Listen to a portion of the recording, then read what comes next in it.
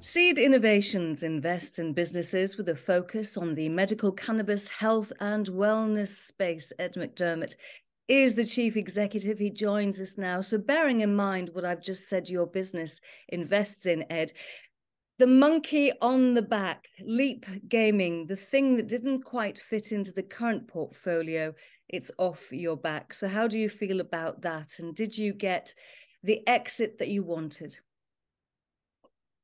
No, I think I've touched on this before that we obviously hoped for better things with Leaf Gaming, but the reality is there's a marketplace, there's a certain amount of buyers. I think we'll get into it more as we discuss right now. I think the key thing about Leaf Gaming is it's now brought capital back into the business, over £5 million, of which we've already received the first 2.6. So we've got 2.6 plus in the bank.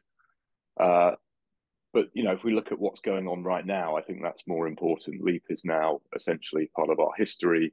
It's not part of our go forward. So we should be looking at all the things that we've got right now. I think it's But Ed, the money that you receive from Leap Gaming will facilitate what the company is going to progress towards. So how do you intend to use the proceeds received from Leap for the future strategy? so we've got a couple of different strategies at play within Seed Innovations. Obviously, we have our longer term strategy, which is VC PE oriented, which typically is private ventures that we're taking at a fairly early stage, which obviously involves quite a lot of risk, but our job is to mitigate that risk and make sure that we head towards proper VC PE type returns, which we've achieved historically. The last couple of years have been very difficult, but we believe that we have a platform and a portfolio right now that is very capable of delivering such returns. So, if I use Leap as an example, that was a company that over a 2-year period, we had about 4 or 5 different interested parties alongside an IPO RTO strategy. In the end, almost all of those deals fell away, apart from one buyer, which happened to be an existing shareholder. So, such is the nature of the market. But our job is to get into these businesses, but also to get out of them. Leap was a legacy investment, if you like. So, my job was to get us out of it. It wasn't my job. I didn't get us into it. My job was to get us out of it in as best a shape as we possibly could. But as I said, I think we have a number of assets right now that are capable of delivering very, very good returns. Because, of course, last time I spoke to you, Avextra, which is part of your portfolio, had raised money that generated a lot of excitement. So what's happening within the portfolio? Because over the last 3 months, a lot's been happening after what I consider to be a period of almost stagnation. Yeah, well, as we discussed earlier, all eyes and energy were focused on Leaf Gaming at that point because it was the largest asset within the portfolio, and it was one that was coming to its sort of natural end for us.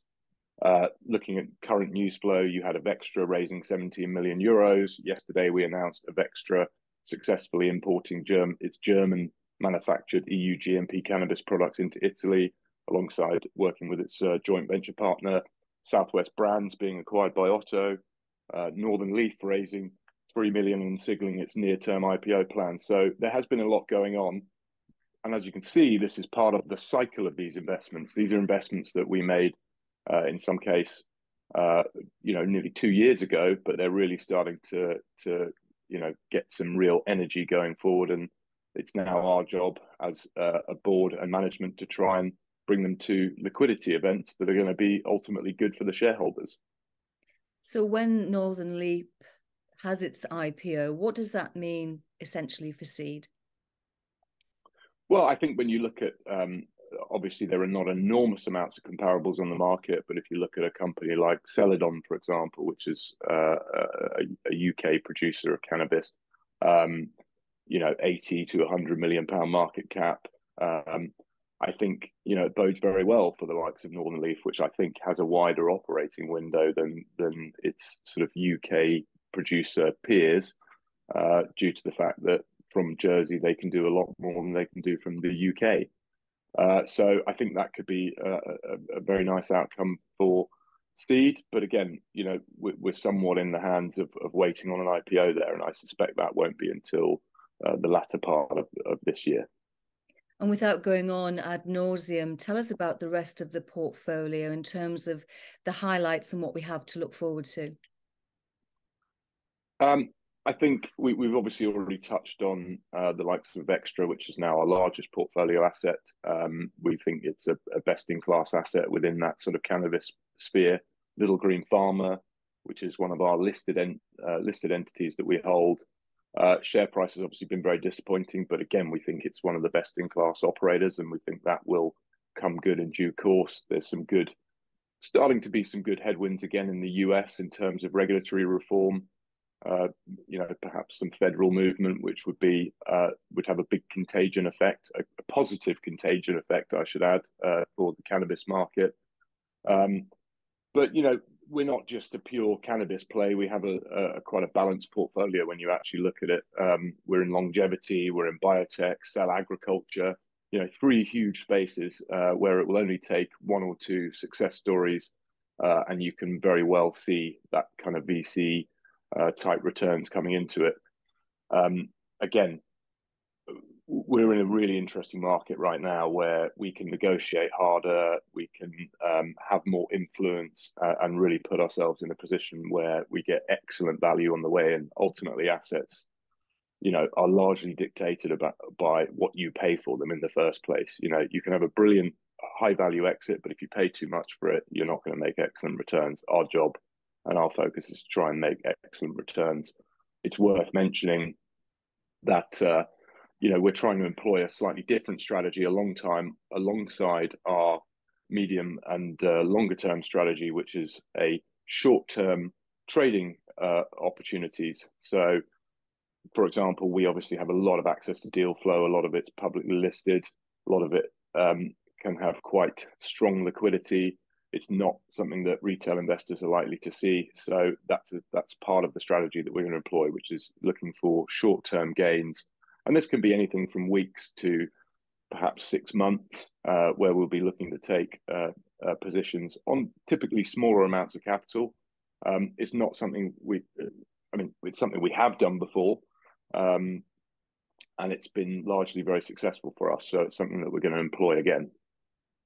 So you talk to me frequently about wanting to achieve venture capital type return. So I went to Investopedia and it says venture capitalists expect a 10 times return of capital over 5 years. Is that what you're chasing? Yeah, I think absolutely that's what we're chasing. I think what we have to bear in mind is that we're publicly listed, and therefore, unlike a privately held venture capital fund, which is you put your money in, it's typically a 7-year hold. We have to keep our investors interested, and in doing so, that means we have to sort of try and move towards news flow oriented items. So we've got to be a little bit quicker in and out, perhaps, than a typical VC player. It's worth noting that VC players haven't had a good few years, far from it. And they are mostly in negative returns at the moment. So they're not perhaps the all singing, all dancing things that you want to look at. I think, we are really looking at things that will give us a return. Some of those returns will be smaller, but ultimately we need to have the big needle movers in order to increase our NAV significantly. If you take, for example, I'm not being specific about any asset that we have, but an asset that, call it £1 million of NAV today, it has a major breakthrough in its technology, or it wins a big sales contract. That can be the thing that catapults that to a 10x the current valuation.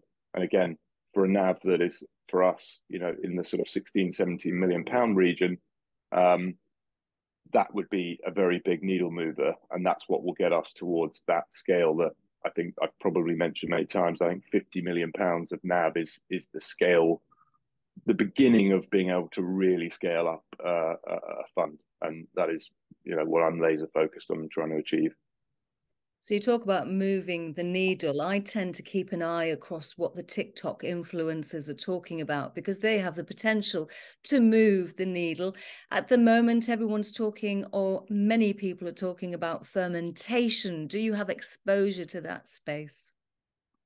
Absolutely. Well, Clean Food Group, which is a company that I co-founded, and seed was in at the seed level of that. That is a precision fermentation business. So essentially, it achieves its oil replacement products or bioequivalent oils by precision fermentation. So it is absolutely one of the key pillars of the cell agricultural revolution, which is ultimately all about food security and of course sustainability, which is one of the key drivers of that whole movement. But again, it's worth mentioning that fermentation is a very well understood process, and it's already been achieved at scale with, of course, brewing companies, etc. The technology that is utilized by companies like Clean Food Group is extremely hard to imitate, though, because it's been developed over a decade and has a lot of IP around it. So I definitely need some fermentation in my gut. But you have cash in the bank. So do you now feel that the portfolio is in a good place? Yeah, absolutely. I think obviously in pure numerical terms, a year ago we had a sort of £20 million NAV and around an 8p share price. So in numerical terms, we're obviously not in a stronger place as we were at that point. But in reality, as we see it, the platform is in a much, much better place. We really understand where these companies are. The portfolio has been significantly more de-risked since that point, because there were a lot of unanswered questions then. I think we're in an absolutely brilliant place now for growth. I think this market is starting to show some green shoots. So yeah, we feel like we're in a really good place, and it's very, very clear that against our NAV we're trading at a ridiculous discount, quite honestly, and that will change ultimately. Okay, well, without me putting words in your mouth, if you believe shares are cheap and you have cash, why aren't you considering or doing a buyback or buying more stock personally? So on the buyback front, it's not something I can sort of really discuss in a forum like this. We do have permission to buy back a certain amount of our shares. That's what I can say. In terms of my own share buying, obviously I spend much of my time inside, pregnant with inside information, and we have closed periods. Obviously, Ian Burns and myself collectively bought over 2.2% of the company as soon as we were able to post the Leap transaction. And I've made no secret of it. I would love to own more Seed Innovations. I think it's extremely cheap, and where opportunities present themselves, that may well be the case. But again, I can't telegraph when, what, how, and why. But you can telegraph, hopefully, what we have to look forward to in the next quarter. Absolutely. Well, look, I think, as you've seen, there's been quite a lot of news flow over the last few weeks. I obviously expect further news flow as more and more of our businesses do positive things. As I said, I think we've got some really, really interesting projects that are going on. And I think, for example, Clean Food Group this year could well become one of the leading players in the sort of cell agriculture space, particularly in Europe and the UK. I think Avextra is going to continue to do good things. I think we've got IPOs to look forward to of certain portfolio assets.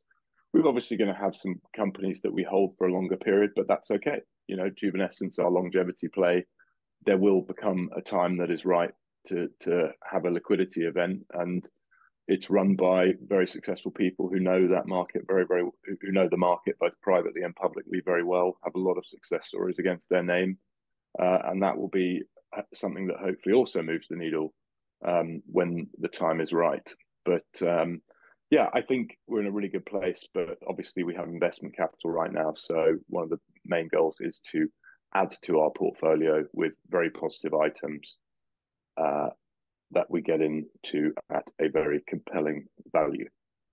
Excellent. I look forward to that news flow. Ed McDermott, Chief Executive of Seed Innovations. Thank you very much indeed. Thank you.